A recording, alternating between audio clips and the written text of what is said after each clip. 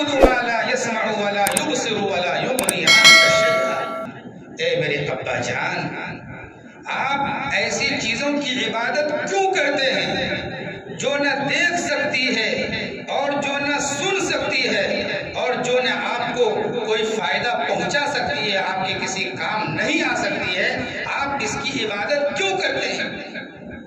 یا ابتی لا تعبد یا ابتی واذکر فی الکتاب ابراہیم انہ کان صدیقا نبیا اذ قال لأبیہ یا ابت لم تعبد ما لا يسمع ولا يبصر ولا يغنی عنک شیئا، اور کہا یا ابتی انی قد جاءنی من العلم ما لم یأتک فاتبعنی اہدک صراطا سویا، کہ ابا جان اللہ نے مجھے ایسا علم عطا فرمایا ہے کہ اگر آپ میری پیروی کریں گے، اس علم کو مان لیں گے، تو ہم آپ کو سیدھے راستے پر چلائیں گے اور آپ کو سیدھے راستے کی رہنمائی ہو جائے گی۔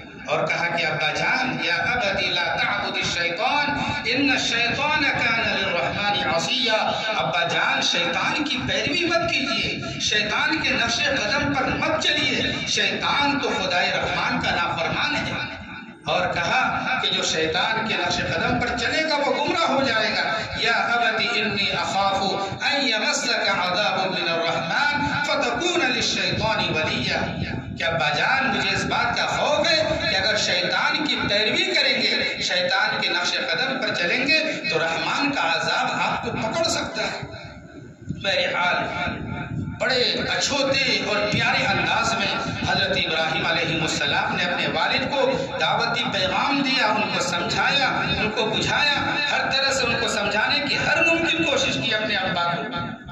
ان کے ابا کیا کہنے لگے؟ قال اراغب انت عن آلہتی یا ابراہیم لئن لم تنتہی لارجمنک واہجرنی ملیا، کہ ابراہیم ایسا لگتا ہے کہ تو ہمارے مذہب سے پھرا ہوا ہے، تو ہمارے دین سے پھرا ہوا ہے، اگر تو اس سے باز نہیں آئے گا تو تجھے مار کر ہم رجم کر دیں گے، ہلاک کر دیں گے، تباہ کر دیں گے۔